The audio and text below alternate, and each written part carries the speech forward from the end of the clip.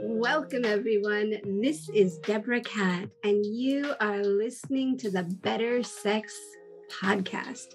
This is the home of unfiltered conversations about sex and relationships and how to make them better.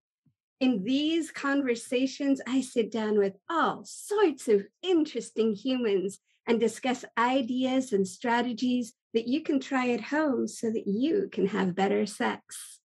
Just a note, these are adult conversations, so we may be talking about things that are not quite appropriate for little ears. So, I personally believe that better sex makes a better world. So if you want to have better sex and help to create a better world, please hit the like button, subscribe, leave a comment. And if you have questions about sex or relationships for me or my guest, please email deborahcat@gmail.com. All of this is in the show notes. So sit back and listen. I am so freaking excited to welcome my guest today. Ana is a Rightness Expert, a certified coach with 20 years of experience working with men and women who have great lives, but still feel there's something wrong. By addressing the underlying source of their suffering, Ana creates transformational experiences for her clients so they can own their inherent rightness and feel vital and alive in their skin and their lives. An energetic, warm, and empathic leader, she has spoken to audiences all over the country and has coached women rock stars, entrepreneurs, housewives, all on the power and freedom of authentic rightness. She's been featured on NPR, the New York Post, People Magazine, and the Moth Radio Hour. She coaches, speaks, and leads courses on rightness, and she is married to the love of her life, Ken Blackman. Together, they live in LA with 2 stray cats and a shelter dog who has trained her and her husband exceptionally well. I am so freaking excited you're here. I just want to say that I first met her on Facebook and was just blown away by the content that she was putting out. And then there's this moment where I was like, oh my God, I have to reach out. And I did. And the response has just been sweet and supportive and amazing. And I just really appreciate the warmth and the support that you put out for women and other coaches and just the sisterhood. So important. So please, I've read the official bio. How did you get here? Tell me your story. Sure. But first, I want to say what I have been sitting on my hands, literally twirling my hair because I'm like, oh my God, I just love how you are and speak and introduce. It's so yummy and bubbly. So it was really challenging for me not to giggle out loud during that whole entire thing. So thank you for creating such a bubble bath of an experience inside of that. Okay, the question of how I got here, how I became a rightness expert and women's rightness expert and certified coach. Is that the question? That's the question. I'm also curious, I am so curious. Since we've talked, I've done a little bit of research / stalking. And wow, you have had a life. I mean, I'm fascinated by people in general, but how we move through the world and how we move through our lives and the way in which we find joy and resilience is really fascinating to me. And so you've got quite a story, and just whatever part of that you're willing to share, I would love to share. I will share all of it in a very short and shortened version of it, show notes rather than the life. I, as some or a lot, not everybody, might also have experienced in their own life. I came from a household of real severe dysfunction. Mine happened to be pretty violent, physically violent, sexually violent, starting at the age of 5 with my dad. He beat me. I had all kinds of sexually traumatic experiences. after that, I became basically someone who was just like a magnet for that slime trail. And at a certain age, had shut down essentially when I was young. And then at a certain age, I discovered that I had some power, and it was like puberty. And then all of a sudden I was like, oh, I'm going to use the thing against people. And so I went from being very, very shut down to just sort of a viper. Like I was like, oh, I've been on the receiving end of all of this. Now I will literally use what I have against people. I did that for a long time, but things in my life didn't quite get better. And then I was, drugs, alcohol, suicide. So tried to kill myself. Luckily, that got me into therapy. I mean, I don't know if it's going to make much of a difference, but at least it got me some help. But inside of that, I found sort of one of the loves of my life, which is theater. It's the only thing that sort of got me out of myself. And I was good at it. It was the one thing that I could actually be good at. And then I fixated. Even when I was a kid, I just loved singing. Before I knew what even any of it was, singing was prayer to me. And so was committed to that, moved to New York when I was 21, went to a conservatory, knew I wanted to be in Les Mis, landed that show, even though people were like, you're never going to be it. I was like, Fungula to you, watch me. It was like, and then I ended up being in that show and had sort of turned my life around as to the degree that someone who has Kevlar for skin, emotional skin, but I was dynamic and had created some success. Had a one-woman show, was doing that, yada, yada, yada, and touring the country. And then while I was trying to work stuff out with my father about what had happened when I was younger, my father and my brother were both murdered in a gangland style killing, like tortured, that kind of thing. And that destroyed the structure that I had built my life on. I didn't realize that I still loved my father. And when he died, that came crashing. That was like a truth that pierced through everything. And then I was like a newborn baby. I didn't know how to feel. I was feeling all of these feelings, like when Peter Parker, who like gets radioactive and then he's like, I don't know how to be. And it was sort of like that. I had all of these like new things and I was like, I don't even know how to be a human. And so I had to literally from the ground up, from that space. And I've done that a number of times in my life from the ground up, learn how to human and how to bring into a cohesive space all the shattered parts of myself. So when you ask me how I became a rightness expert, but like through a wreckage of wrongness and all the, relationships and stuff in between, like lots of gaslighting and crazy making and all of the personality disorders in myself and in others, and et cetera, like just literally had to find my center of gravity inside of the whirl of wheel that was my life. So I have an idea of what you mean by rightness, but I'd love to hear, how does that live for you? How does rightness live for you? Yeah. And for your clients? So I will say the short version of what I say, and then I'll go into it a little bit more. The short version is a quiet brain and a light heart. And what I mean by that is most of us walk around and we wake up in the morning and we are off to the races in our brain. And what our mind is thinking, oh God, I shouldn't have said that. That was stupid. God, I hate that person. I don't know. And they're constantly in, we're wrong, our life is wrong, other people are wrong. And inside of the wheel of that, we're being driven by how wrong something is in our life. And that is sourced from a very young age. And we are constantly looking outside of ourselves for our own sense of worth, our own sense of value. Do we matter? Don't we matter? Like we're just never in our own body and spine feeling an inner sense of peace and like all is good in ourselves and in the world, regardless of what's going on outside.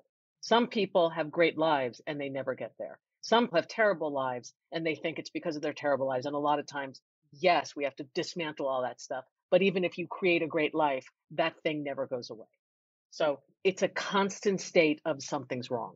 And what I mean by rightness is you are solid in your skin, solid like you know who you are, like differentiation from other people. Someone can make you wrong and you're like, yeah, I know who I am. And that doesn't actually touch who I am. You can stand upright without getting felled over, if that makes sense. Absolutely. I mean, for me, what I imagine is it's like somebody says something and it's like, yeah, no, that's actually not true. And yeah, actually, that's not true. Is my rightness saying, that doesn't resonate. That doesn't match. That's not correct. I know who I am, and I don't have to argue, defend, explain, justify. I don't have that, like, my brain is not arguing and hustling for my worth with another human being. I actually know who I am, and people can have their opinions.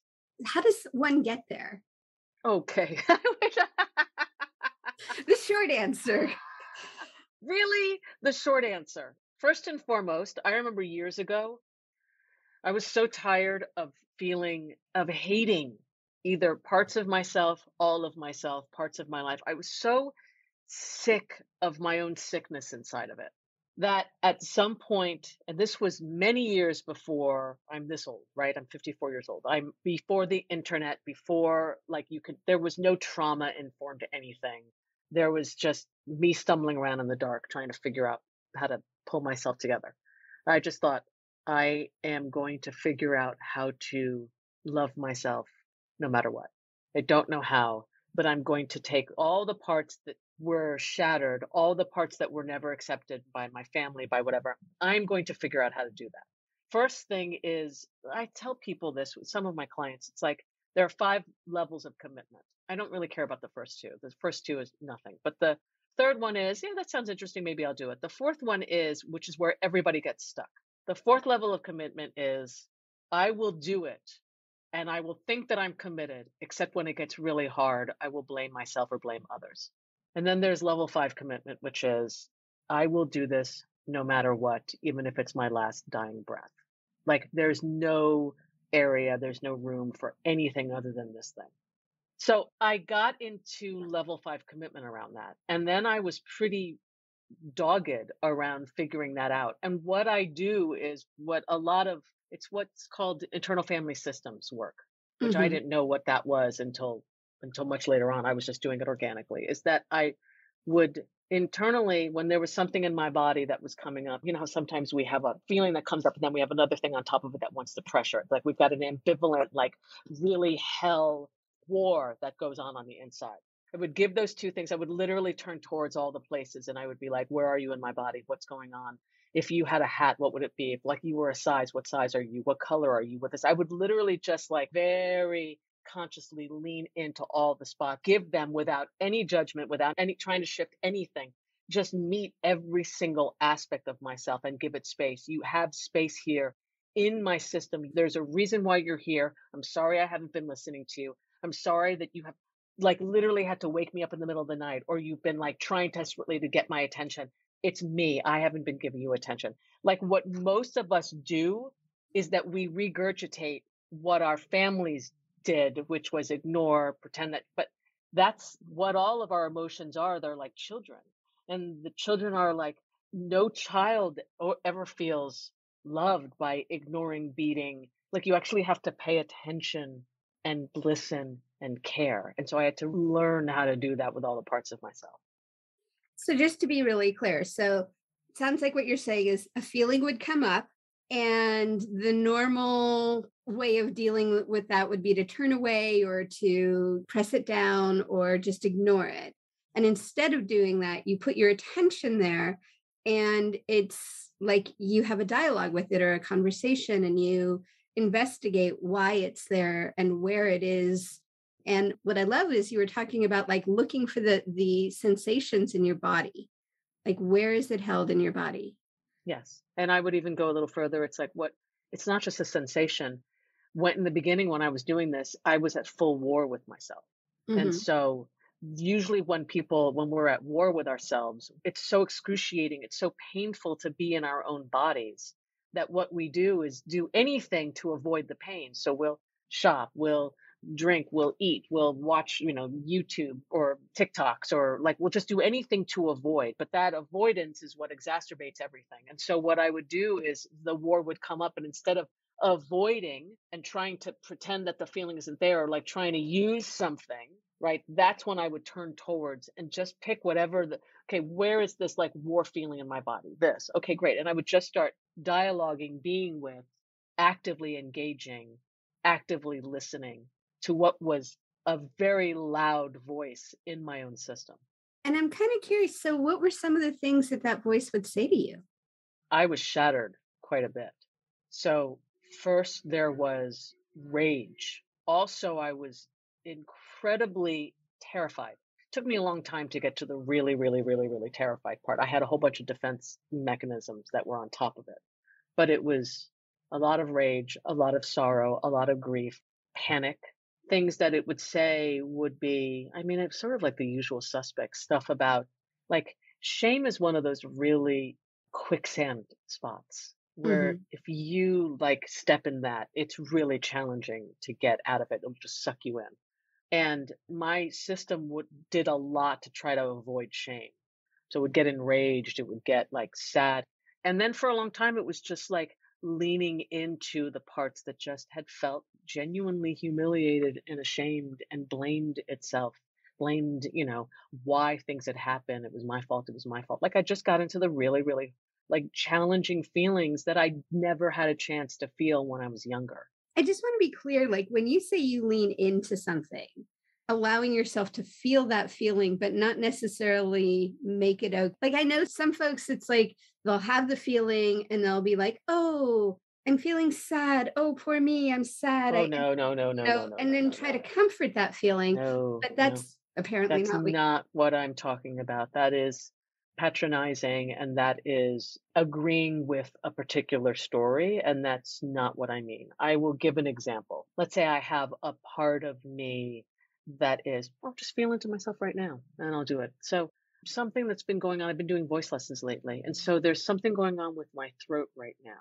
It feels like there's a bubbling, gurgling, and it sort of goes straight down into my belly. Huh, that's interesting. I didn't realize that until I put some attention on it. All right. If it was made out of material, what kind of material? I just want to know something about it. So Mhm. I'm going to give it some quote body. If it was made out of material, what kind of material would it be made out of? I'm asking. There's some steel between my throat and my belly. In my belly is a soft underbelly sort of feeling, like a gooey, fleshy thing. And in my throat is like a dry, cotton candy desert feeling. Interesting. Is it dynamic or static? Parts of it are dynamic. No, all of it is dynamic. Great. What color does it have? So I ask about the colors. I'll go on. Great. And then I will continue in that vein. Great. If it had something to say or if it had a feeling, what would it say or what feeling does it have? Oh, wow. It has a lot of feelings. Every part has a different feeling. The one in my throat is attached to the thing in the belly. So the thing in my belly wants out, wants out, wants out, wants out. The thing in my spine, the metal is a rigid sort of protection thing, and the thing in my throat is confused. That's interesting. I personally, this is what I would do. And when I worked, I'd be like, thank you for holding all of this. I didn't realize I wasn't paying attention to you. Thank you for holding all of this. I would continue at that point. Is this something that's helpful? Is this something interesting, by the way? I'm asking Oh, you. yeah, Yeah, great. absolutely. And then I would go, okay, great. Which part wants the most attention right now or needs the most attention right now? And the one that spoke loudest right now is the metal spine, the one that connects. Yes. What do you need me to know? And what it's saying is, it's telling me how imperative it is to protect and to hold these two places separate. And I get teary eyed when I think that. Hmm. Tears came to my eyes. I go, I can imagine how hard it's been and how important it is. You've been doing a really, really incredible job at doing that. I could go into it. Like literally, I would spend time. I'd be like, how long have you been holding this? Tell me what started it. And then I would get like, literally, I would just understand that there's nothing I'm not fixing. I'm not making anything wrong. It's literally an inquiry into how my system works, does things, and just in paying exquisite attention, like, hey, I'm here. I'm here. I'm curious if we could do this better or maybe easier, or thank you so much. Maybe I can now take some of the things that you've been holding, or maybe we talk to the other part. Like, just as an inquiry, it starts to transform and shift, just being paid attention to. I don't know if you've ever, in my world, you don't have to take this on, but in my world, love it feels to me like exquisite attention. Mm, absolutely.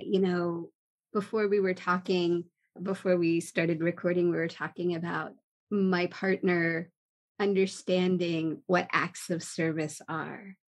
And what I realized is acts of service for me is paying exquisite attention to what is on my plate and what can be handled elsewhere. And just doing it in a way that is, like I show up and it's done. Yes. And what I realized about, as I'm talking about this is, so my sister is gifts is her love language. And I've never understood it until I was visiting her and she said something about paring knives. I went ahead and I ordered the paring knives, didn't say anything to her, happened to be there when they showed up. And the experience of being with my sister when she received those knives was like, in the 50 years I've known her, we've never had that close an experience because she's never felt my exquisite attention, my love on her like that. Yes. I can hear and feel how touched and moved of an experience that was. Thank you. Yeah. Yeah.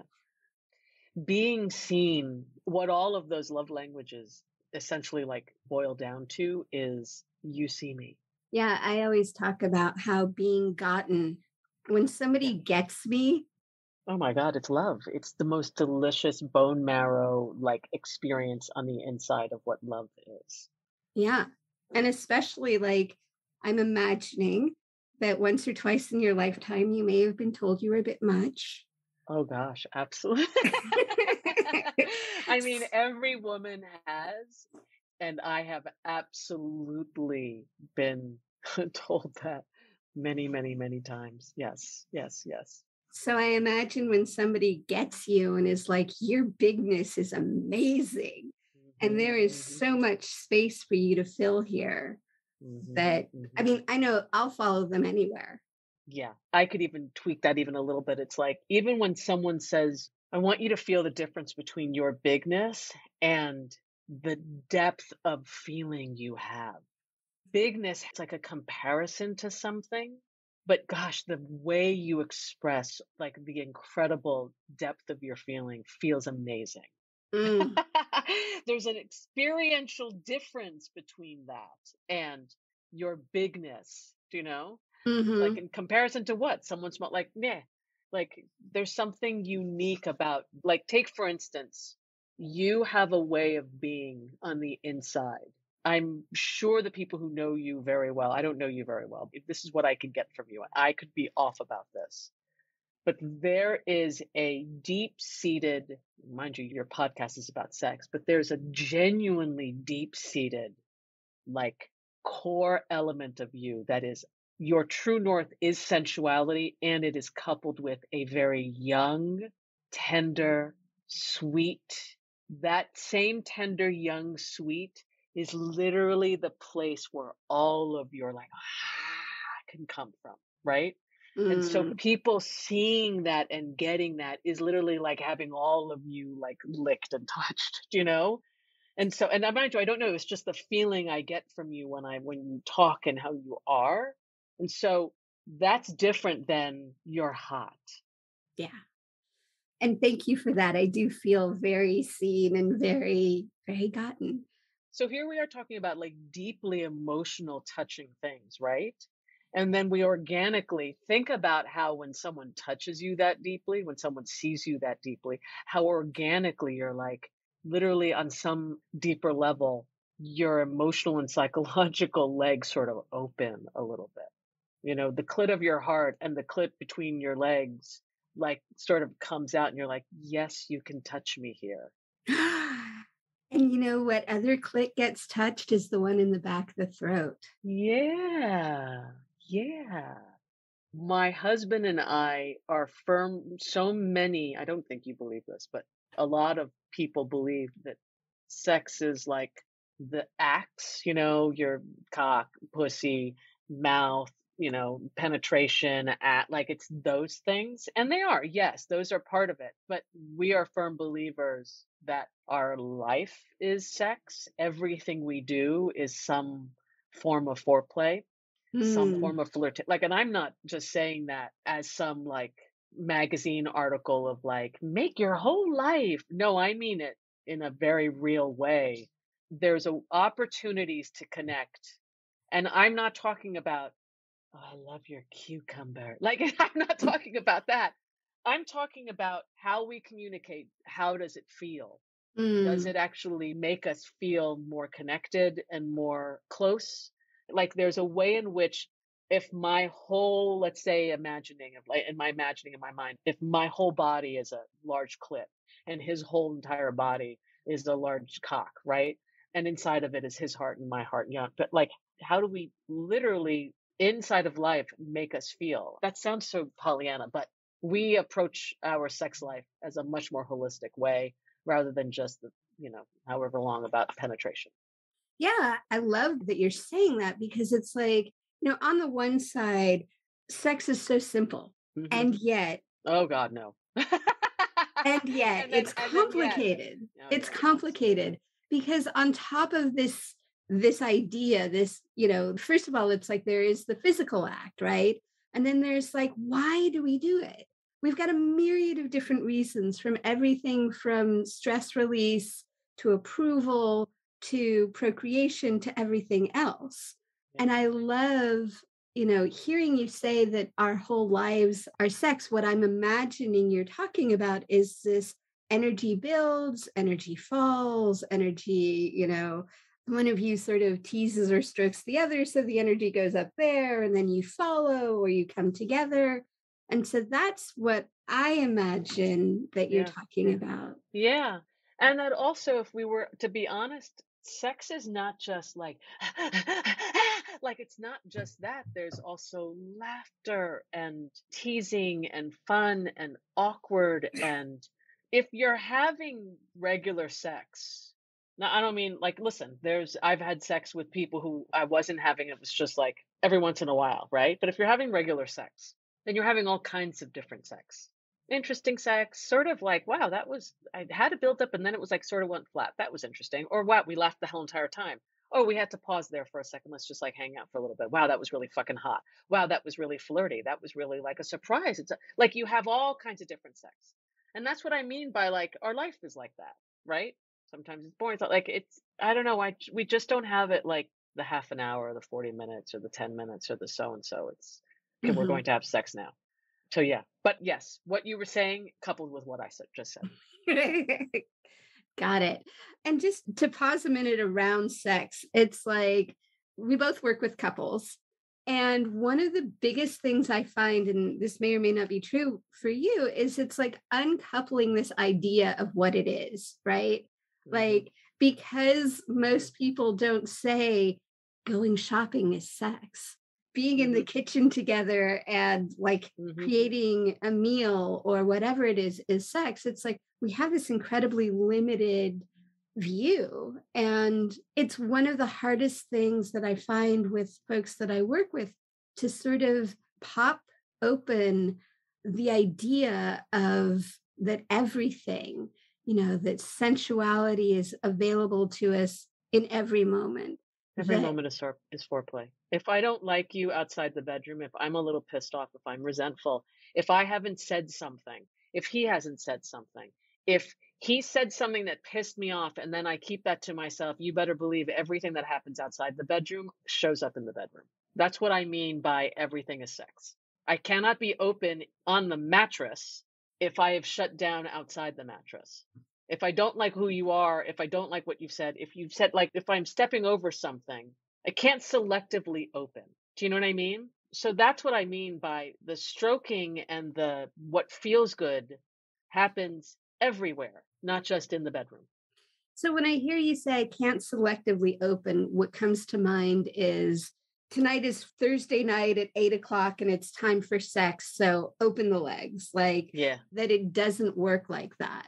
Nope. And that I need to say the things I need to say, that I need to feel the things that I need to feel, that I need to bring all of myself in every I moment. hope. Listen, some people are not like that. Some people can, and some people, but you can get away with that for a little while. But if you're in a long-term relationship, that shit don't fly. Oh, yeah. Like it just doesn't. If you're in a long-term relationship, the newness, the hot, the I is like short-lived. Right. It's kind of like, I talk about the honeymoon and the chemistry.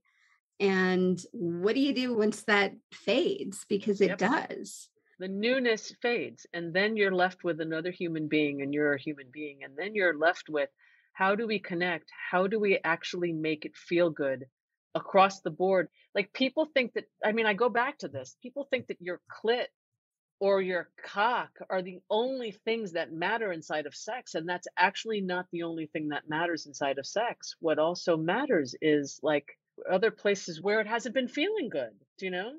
So Yeah. that's what I mean by you can't selectively open, you Yeah. know? Or selectively, yeah, you can't just do that. You kind of talked a little bit about your husband, Ken. Yeah, And yeah. I just have to say, I was watching you on a video on one of your conversations. And what I loved about watching the two of you was just what you're talking about right now. First of all, it's like I really got the care that you have for each other, but that kind of stroking that you're talking about, that kind of flirting that you're talking about, like you would say something to him and he'd get all lit up, and then he'd say something to you and you'd get all lit up. And I know that you're working together with couples more. And so I'm wondering, I'd love to hear what the experience of working with your husband with other Yeah. couples is like, and where do you take the couples? Yeah. Thank you for asking about this. It took us a while to get work together because of him. You know, for those who don't know, my husband is someone who's been he's a sexuality, intimacy, and relationship coach, and he has been that for a long time. And he sort of sharpened his teeth, so to speak, on for the past 20 years or longer, has literally focused on, taught, and is maybe the only person or one of maybe two people on the planet almost exclusively on women's clitorises. Like, he's an expert on how women's clitorises work. like like he studied it in minute detail. He lived in a sex commune at one point where they were like studying deep dive in pleasure, like all the men and women there that like were there as a deep dive into pleasure, and then he taught it at another organization, women's sexuality specifically in their clits. So he comes with that, so he has a whole body of work himself, and I have my body of work. And so he had been working with couples for a long time. I had been working with women. I worked every once in a while with couples, but really my women are and have been. I work with men and women, but like women are my Jimmy Jam. And so it took us a while to start working together. And then he started bringing me into some of his couples. And I have a particular expertise about how women think and why and what's going on and how dynamics are. And then when we started to work together, it was just fucking fun. Like, I just have to say, it was just a new, oh my God, it's so much fun. Like, there are certain things that I do that he's like, oh my God, look at your genius. And there are certain things where he does where I'm just like, I'm so grateful that you are on that call because I didn't know what the fuck to do in that moment. Like, it's just great. And Hmm. so where we bring couples is, I mean, it really just depends on the couple. And I'm sure you'll understand this because you work with couples as well. People get into grooves. Their groove is based so deeply patterning. So they've got Mhm. two things that are going on: patterning that they've come from when they were a kid, right? Or whatever they've learned about relationships. They come with that. And then they create a new thing together. And then their relationship is in a rut. And they Mhm. are convinced that the other person is, and they don't stop seeing the other person a long time ago. They don't even know who the other person is, even though they're convinced that they do know who the other person is. And then we sort of pull that stuff apart. We do it like in a way that's really fun and easy and interesting and yada, yada, yada. And then we've got, and then when they actually start to get to know one another, really start listening, really start getting one another, really start to get, there's so much more to each of them than who they've assumed. All of a sudden, the relationship starts to come to life again. Their sex Mm. starts to come to life again. It's just fun. It's just a bunch of fun. God, that sounds Right. amazing. And it sounds like you guys are putting together something. Yeah. So he and I work together a lot. And then we've got a couple of things going on. We have an ongoing membership thing that we do where we work with couples, and it's so much fun. And it's in a price point that works for people. Yeah, I For the was life of me right now, I can't fucking remember. I think it's Well, too, oh my God, I should know that. But it's sovereignty and connection. If someone wants to reach out, it's super easy. You get office hours, once a month. And then there's like stuff that we talk about like a couple of times a month. It's really fun. and just And you getting get to to, be with other couples, which is really great.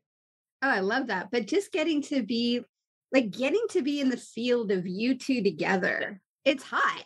Yeah, it's super hot. It's super exciting and fun. And you get to hear stories and like be with us and stuff because we really share about like our own life. We're not shy about that kind of thing. And then the other thing that we're doing is in Austin in November. It's like Thursday, Friday, Saturday, Sunday. So I'm doing a woman's circle and then we're doing a 2-day couples thing on Friday and Saturday.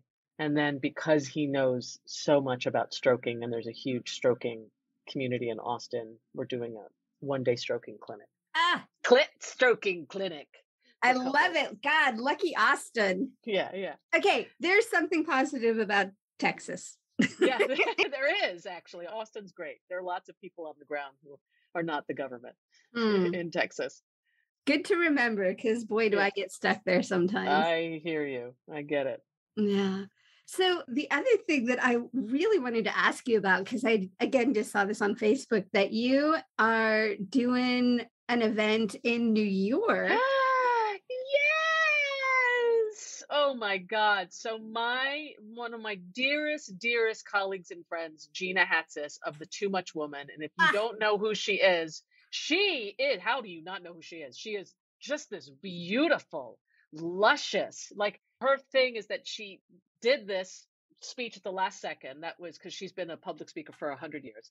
And so she did this speech at the last second of being like, I've always been the too much woman. I'm to this, to that, to that, to that. And it went viral, like hundreds of millions. It just went viral. And then she started moving. It's amazing. I love her. She's beautiful. Everything about her is amazing. And she and I have been friends for a while and we do lots of master classes and stuff together, but we're doing something in New York, October 29th. I think it's the mm-hmm. Friday, October 28th or 20, I think it's 28th.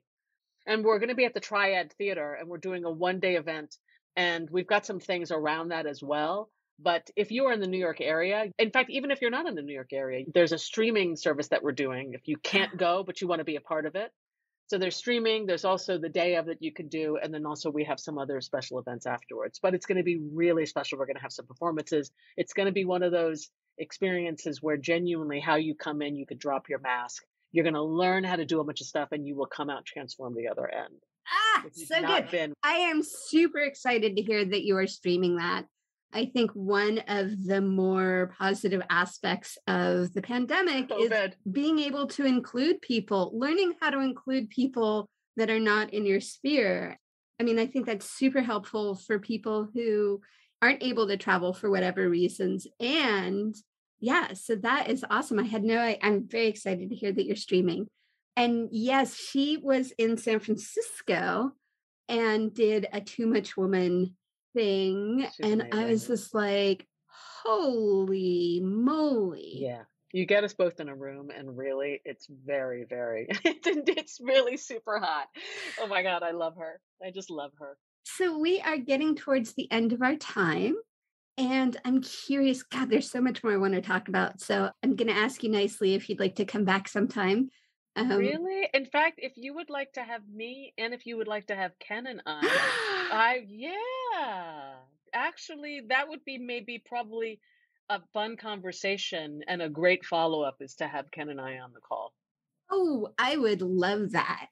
I would love that. Okay, power of asking. Just modeled. You ask for what you want, and people want to give it to you.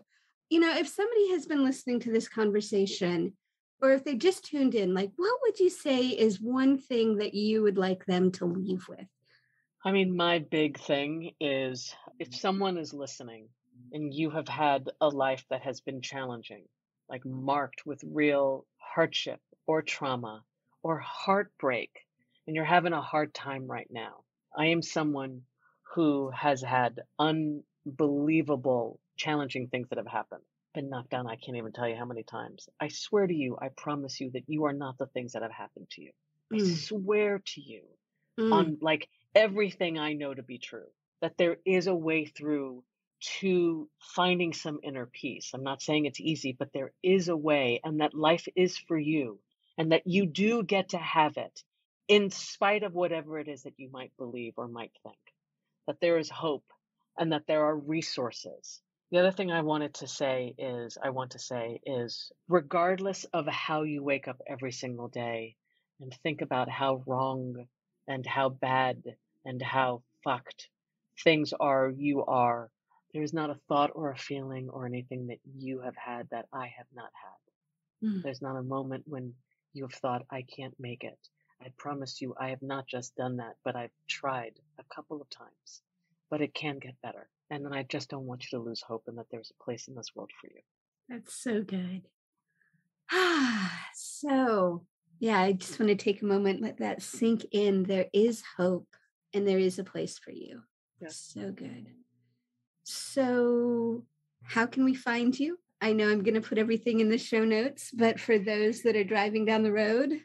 So in the show notes, there's a linked tree because there's a whole bunch of there's a whole bunch of things that I'm redoing my website. So I hope that by the time this is live, it should be in the next few days. But Facebook, I'm all over there. I'm all over TikTok. I'm all over all kinds of places. And you can reach me at Ana@myrightness.com. Ana, ANA at MYRIGHTNESS.com. Thank you so, so very much. And for those of you listening, please take a moment, like, subscribe, comment on Apple Podcasts or wherever you listen so that we can come together and make a better world, better sex, better world. Thank you so much for listening, and I look forward to having you listen again.